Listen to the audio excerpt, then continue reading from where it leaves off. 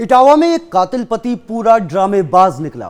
पत्नी के गायब होने की सूचना पुलिस को दी और खुद के गले पर ब्लेड से वार कर खुद को घायल कर दिया। जांच हुई तो पता चला कि कथावाचक पत्नी गायब नहीं हुई, बल्कि पति ने ही हत्या कर लाश घर में छिपाई है। खुलासे के बाद हर कोई हैरान रह गया। देखिए ये रिपोर्ट।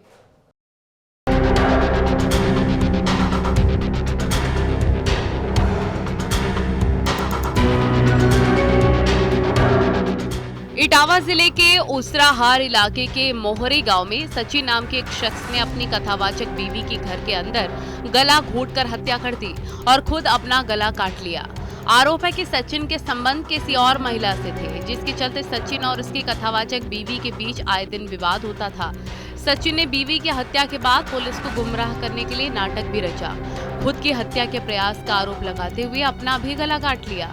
घर वालों ने भी इसमें सचिन का साथ दिया और आरोप लगाया कि पत्नी बबली ही सचिन का गला काटकर फरार हो गई है। पुलिस ने फौरी तौर पर परिजनों की बातों पर यकीन करते हुए सचिन को ही पीड़ित माना।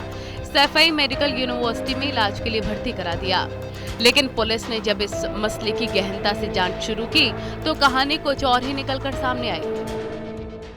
एक सूचना दी थी कि उसकी पत्नी ने उसके ऊपर हमला किया है, जिससे वो घायल हुआ। उसके गले पे चोट का निशान था।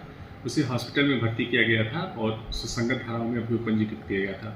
विवेचना के क्रम में ये पता चला कि सचिन ने अपनी पत्नी का मर्डर कर दिया है। शव उसके घर पे पड़ा हुआ था और उसने बहाना करने के लिए और गुमराह करने के लिए अपने गले पर भी चोट का निशान लगा लिया था।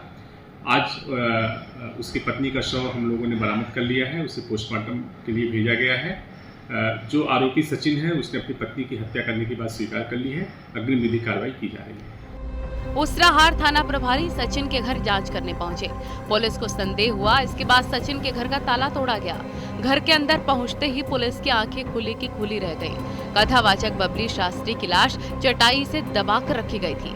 फॉरेंसिक टीम और पुलिस के अधिकारी भी मौके पर पहुंचे। इसके बाद पत्नी की हत्या करने की पूरी कहानी गाँव में फैल गई। बॉडी पे हाथ का लगाया, हमारा अख्तियार ही नहीं है। हमारा अख्तियार क्या है बताइए, आप ही बताइए। हमारा अख्तियार ये है कि हम ये करें या मिट्टी को हम लगाएं बुझाएं, हमारा तो अख्तियार है। हम तो कहा दंड, जिसने दंड किया है उसको सजा मिलना चाहिए। सचिन और उसकी पत्नी बबली के बीच कुछ समय से आपसी विवाद चल रहा था और इसी को लेकर घर में अक्सर कहासुनी होती थी। बबली की लाश मिलने के बाद कातिल पति बेनकाब हो गया। कल तक जो खुद को पीड़ित बता रहा था, अब खुद ही गुनहगार निकला।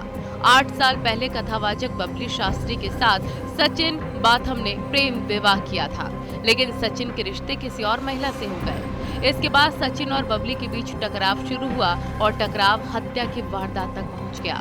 बबली ने घर वालों की मर्जी के खिलाफ शादी की थी, लिहाजा मायके वाले उसकी लाश तक छूने से मना कर रखे हैं। हालांकि सचिन को कड़ी सजा की मांग जरूर कर रहे हैं।